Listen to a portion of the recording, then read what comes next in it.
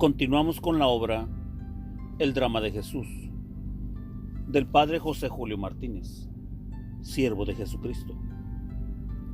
Capítulo 45. Dadles vosotros de comer.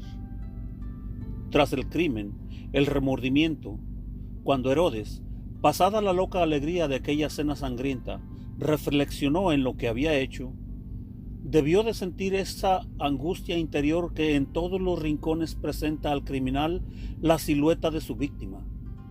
Cuando oyó hablar de Jesús y de los milagros que hacía y de la santidad de su vida, dijo: Este es aquel Juan a quien yo degollé, que ha resucitado de entre los muertos. Y quería verle. Quería ver a Jesús para cerciorarse de que no era el muerto, para tranquilizarse, o tal vez para encarcelarlo y matarlo otra vez, si era en verdad el mismo muerto resucitado. Pero Jesús no quería ser encarcelado por aquel hombre, ni morir a sus manos. Cuando sus apóstoles volvieron de predicar y le contaron todo lo que habían hecho, les dijo: Venid aparte, a un lugar solitario, y descansad un poquito. Y en la barca pasó con ellos al territorio de Betsaida, desierto y apartado. Pero muchos los vieron ir y concurrieron allá a pie de todas las ciudades. Les seguía una gran muchedumbre porque veían los milagros que hacía con los enfermos y llegaron antes que él. Desembarcó Jesús y estaba sentado entre sus discípulos, descansando un rato con ellos. Luego levantó los ojos y viendo tantísima gente que había venido a él, se compadeció de ellos y los recibió, y comenzó a enseñarles muchas cosas, hablándoles del reino de Dios y sanando a los que tenían necesidad de salud. Venida la tarde y avanzando las horas, se le acercaron los discípulos y le dijeron: Estamos en un desierto y pasan las horas. Despide a las turbas para que, yendo a los cortijos y aldeas del contorno, puedan comprarse algo que comer. Respondió Jesús: No es necesario que vayan, dadles vosotros de comer. El que hace poco les había dado facultades de hacer tantos milagros, parecía brindarles ahora la ocasión y el poder de hacer uno extraordinario. Pero ellos no lo entendieron así. Estaba cerca la Pascua, la fiesta de los judíos. Jesús dice a Felipe: ¿Con qué compraremos panes para que coman estos? Lo decía para tantearlo, pues bien sabía él lo que iba a hacer. Felipe le contestó: 200 denarios de pan no bastan para que a cada uno le toque un pedazo. Uno de sus discípulos, Andrés, el hermano de Simón Pedro, le dice: Aquí hay un muchacho que tiene 5 panes de cebada y un par de peces. Pero, ¿qué es eso para tantos? Jesús dijo: Decid a la gente que se siente en el suelo. Había mucha hierba en aquel sitio. Se sentaron, solo los hombres eran unos 5,000. Jesús tomó los panes, dijo la acción de gracias y los repartió a los que estaban sentados. Lo mismo del pescado, todo lo que quisieron. Cuando se saciaron, dice a sus discípulos: Recoged los pedazos que han sobrado, que nada se desperdicie.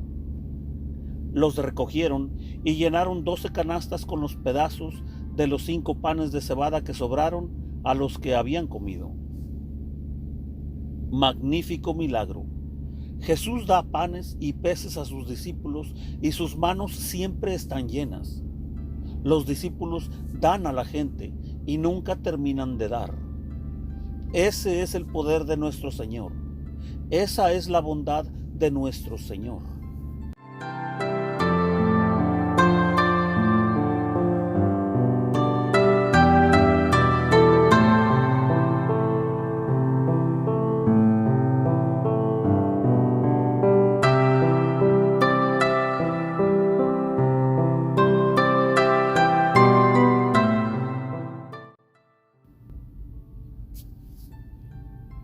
Capítulo 46.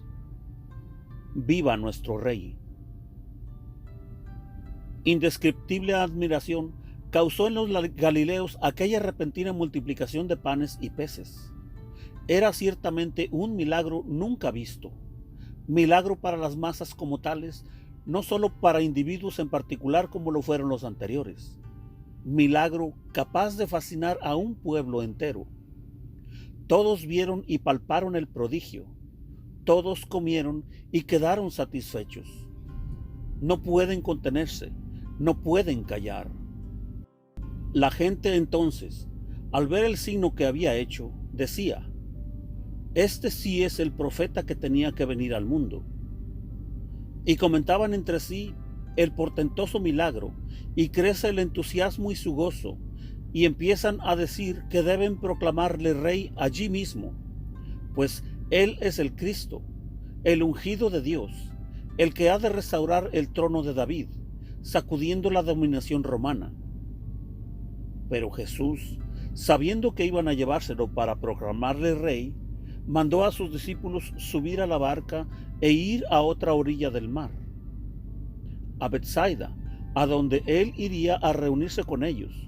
Luego despidió a la gente y se retiró a la montaña, él solo, para orar.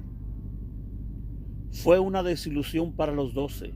Ellos pensarían: si a nuestro Señor le hacen rey, a nosotros por lo menos generales, gobernadores y ministros. El reino de Jesús no es como los de este mundo, ni como juzgaban los judíos carnales, un reino temporal y humano. Es un reino divino y eterno. Por eso disuelve rápidamente aquella manifestación de los enardecidos galileos. No les permite aclamarle como rey. Quiere, además, que no puedan mañana acusarle sus enemigos con verdad de haber alborotado al pueblo. Él sabe que los príncipes de Israel gritarán ante Pilato para condenarle a muerte. Ese hombre revuelve a las masas, diciendo que es el Cristo Rey. ¿Qué dirán si aceptara Jesús las aclamaciones de un pueblo tan sediento de su independencia y de su grandeza pasada, que fácilmente podría ser amotinado contra Roma? Pero no necesita Jesús que los galileos le pongan en un trono. Dejad que pasen los días. Él mismo subirá al trono de la cruz con una corona en la cabeza, y será un rey tan ardientemente amado que desde el primer grito de los mártires antiguos, Cristo vence, Cristo reina, Cristo impera, hasta el último grito de los mártires de hoy: ¡viva Cristo Rey!, habrán derramado sus vasallos solo por amor a Él, para que Él reine, tanta sangre y tantas lágrimas que podrían formar un río impetuoso y abundante como el Jordán.